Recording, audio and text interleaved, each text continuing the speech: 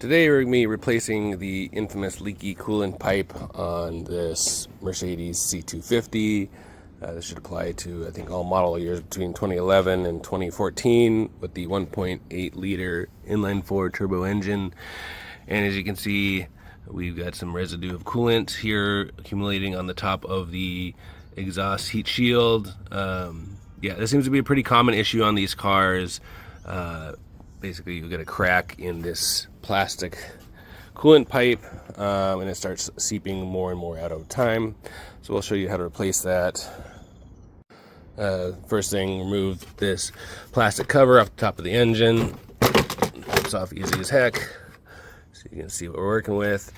Also, just a little shop trick I learned: you can push the hood all the way back to give you better access. So you can see here the coolant pipe is right here, and there is a crack on the bottom side of this that's just starting to seep more and more coolant out. You might get away with it for a little while, but it's going to start draining more of your coolant, and obviously you don't want to be going for a long drive and spill a bunch of coolant out and potentially overheat your engine. So this should be a pretty easy fix, and we'll see what it entails. So here's the part number of the coolant pipe. It's A271-200-2452. You put that in to Google, or you just search Amazon for that number, or you can search Amazon, just Mercedes-Benz coolant pipe, and it comes up with a ton of these parts. That's where I ordered mine from. Mine's from Amazon. I actually ordered a couple different ones. I think they're all stamped out the same factory in China. I would say just go for one that's got lots of good reviews on it. Yeah, they're pretty much all the same.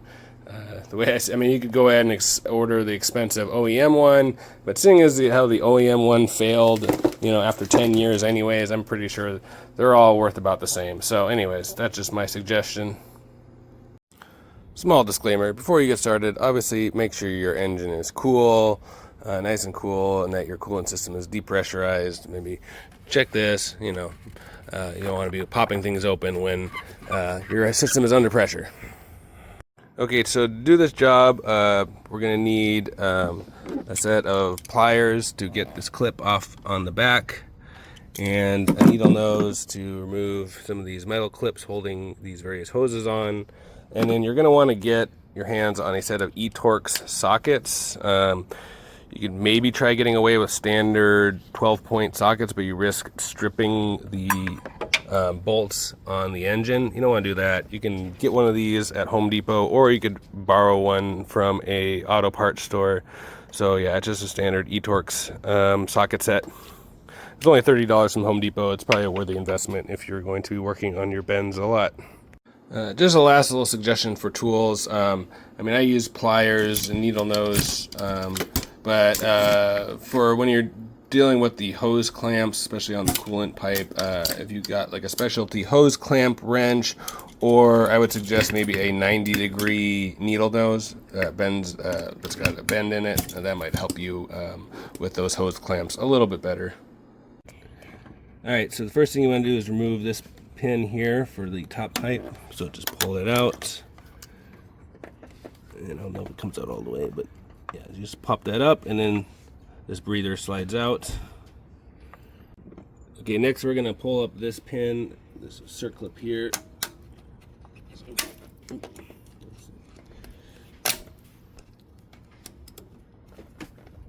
There you go, that just pops up like that.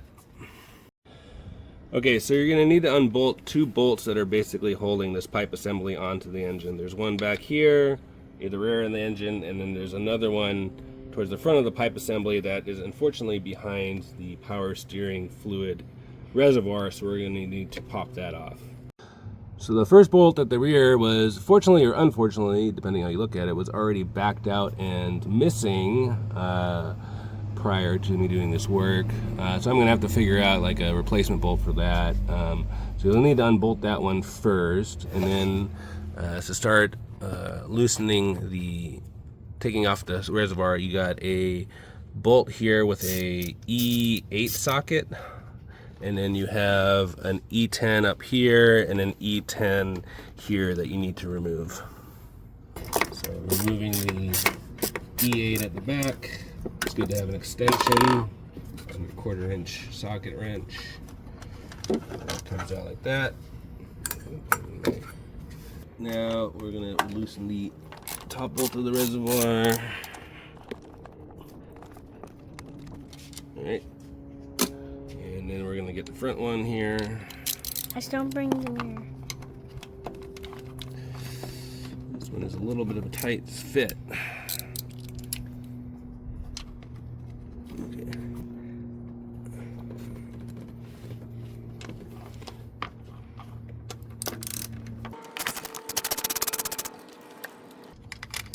Alright, and then that slides. Should slide out of the way. Okay. And then you can see now this bolt right here is going to be the one that we're going to want to pull out. Here, let me times 2 so I can see it. Okay, there. Right there. Right at the top. Okay. And then, so you got to place this, pull out this bolt here in the back. Once again, it's an E10. Just loosen it up a little bit with the wrench, and then back it out with your fingers. Okay. And that's a fairly long bolt like that. And then now, all the bolts on our assembly should be loose. All right, go ahead. All right, so I forgot to mention in my tool list that you also need to have some Torx bits to remove this breather line. So this breather line from the intake manifold up here. Actually, no, this is the intake manifold. This is actually sorry, this is the valve cover. So this is basically a breather line for the valve cover that sucks back into the intake, and you have 2 Torx bolts that are holding that on, so we need to loosen those and remove them. So it's a T25.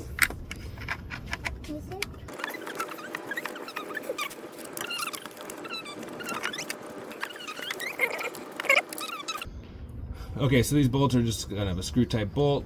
Pull those out, and then now the top part of your breather tube. Oh, is there a third one?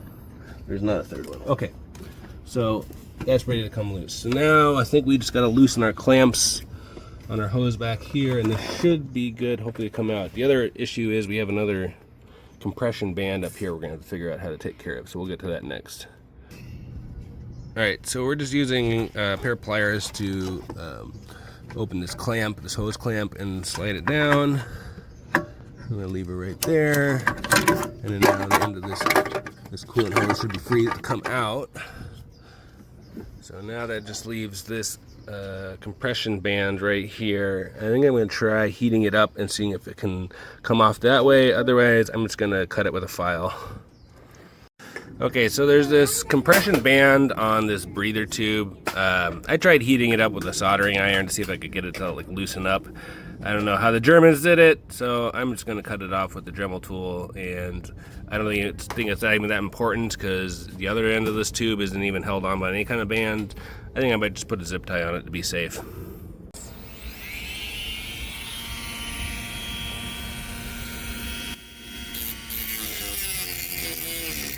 One eternity later.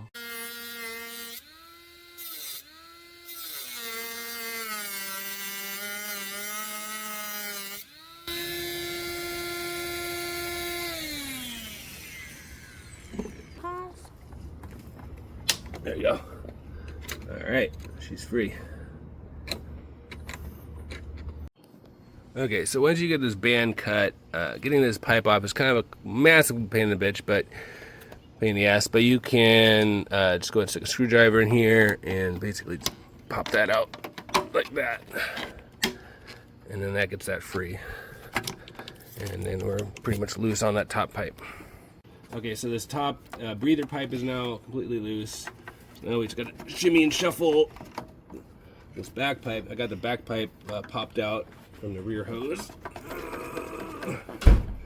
And now, just gotta figure out how to get this one off. Okay, so I realize we probably got to remove this little dipstick bracket so we can lift this pipe up to kind of get the front pipe bracket clear of its mounting position. So let's go ahead and loosen this screw for the dipstick support. And then that pushed out of the way. And now, oh, boom, and there she comes. All right. And let's see if we can figure out where it was leaking from before. It looks like around this area we had maybe a little micro fracture. But yeah, so there's the old piece. Yay! Yay! All right, stop. Okay. Okay, I'm just gonna put a little bit of assembly grease just to make my life a little bit easier when it comes to putting this back together.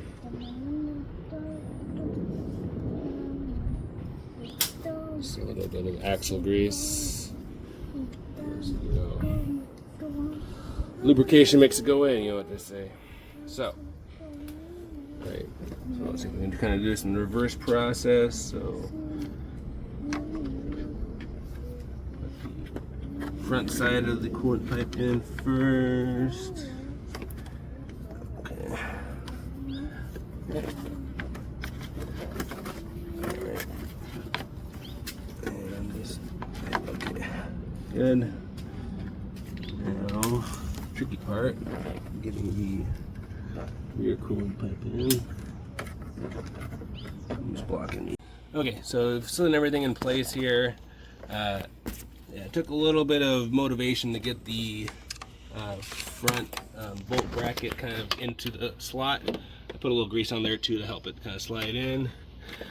Kind of get the rear. Let's see if we can get this rear breather tube in. I think I gotta push this in a little further too.